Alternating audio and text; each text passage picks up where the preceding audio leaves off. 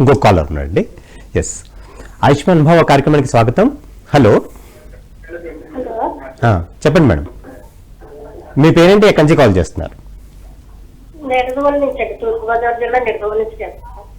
చెప్పండి అమ్మా. చెప్పండి అమ్మా, మీ సమస్య ఏంటో అడగండి. అడగండి అడగండి. నాకు 10 సంవత్సరాల నుంచి తలకి మఫ్లర్ పెట్టుకుంటున్నానండి. చెప్పండి. హోమియోపతిలో వాడుతున్నానండి మందులు. అయినా సరే ఇది చేస్తే ముందులోకి వస్తానండి. ఇంకోసారి చెప్పండి. తలకే మఫ్లర్ కడతానండి ఎప్పుడు నిత్యం.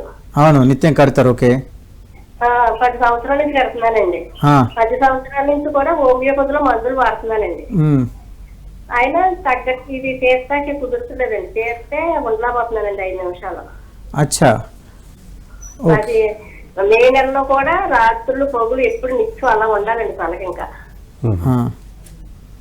అయితే వీరికి కఫం అనేది పెరిగింది ఉంది. అండ్ దాంతో పాటు ఏమవుతుందండి అంటే గాలి తగిలితే ఇబ్బంది అవుతుంది. గాలి ఇప్పుడు ప్రస్తుతానికి అండి 2 నెలల నుంచి పొట్ట ఉప్పరంగా ఉంటుందండి. పొంగున్నా కూర్చున్నా నిప్పుగా ఉంటుంది. అయినా మందులు వాడుతున్నాను కానీ ఏం పరిష్కారం లేదండి.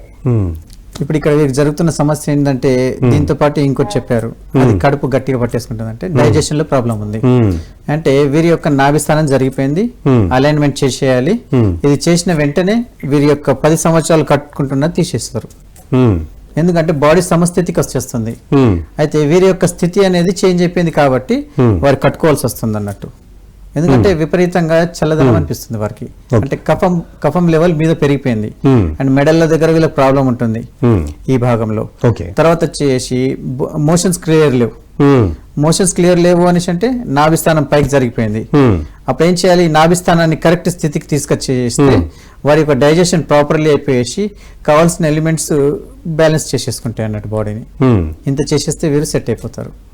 సో నియర్ బై లో ఉన్న దగ్గరలో ఉన్న ఎవరైనా గవ్యసిద్ధ కానీ లేదంటే మన హాస్పిటల్కి వచ్చేసి మీరు ట్రీట్మెంట్ తీసుకోవాలంటే తీసుకోవచ్చు, వారు నయమైపోతారు. ఎస్, ఎంతో అద్భుతంగా మరి వాతం గురించి, వాతాకి వచ్చే దాని రిలేటెడ్ సమస్యల గురించి మాకు ఎంతో అద్భుతంగా వివరించారు. మీకు ఎంతో కృతజ్ఞతలు సార్.